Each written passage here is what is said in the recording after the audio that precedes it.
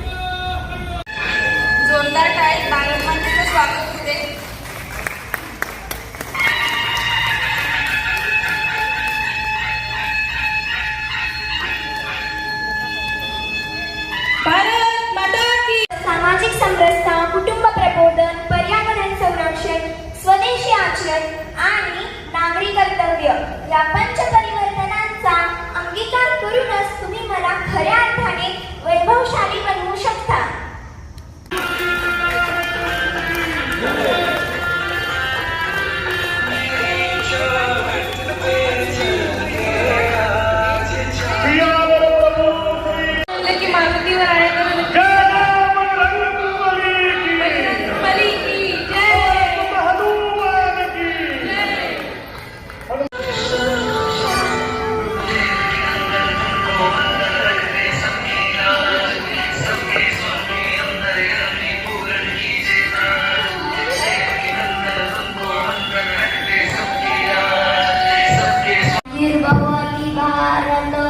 अभ्युत्थानि धर्मस्य तदात्मानं सृजाम्यहं परित्राणाय साधूनां विनाशाय चतुष्कृतं धर्म संस्थापनार्थाय संभवामि युगे युगे.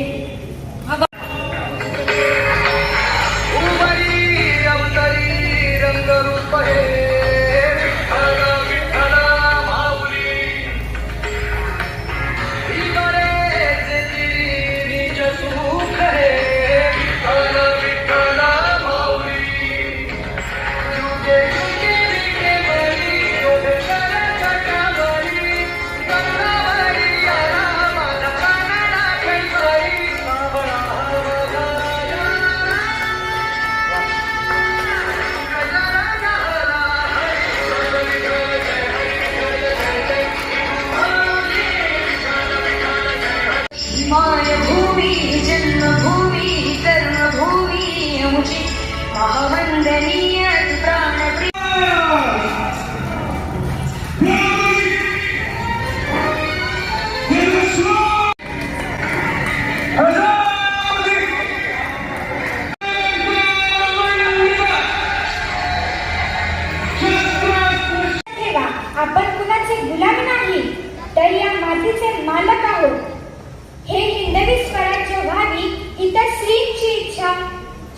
जगदंब जगदंब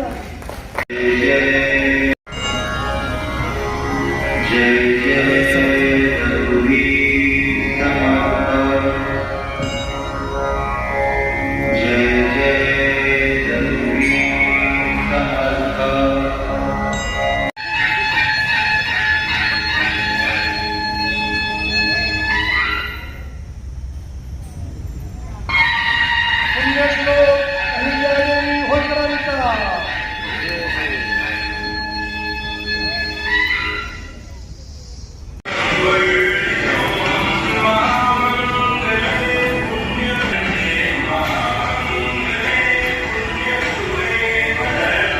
But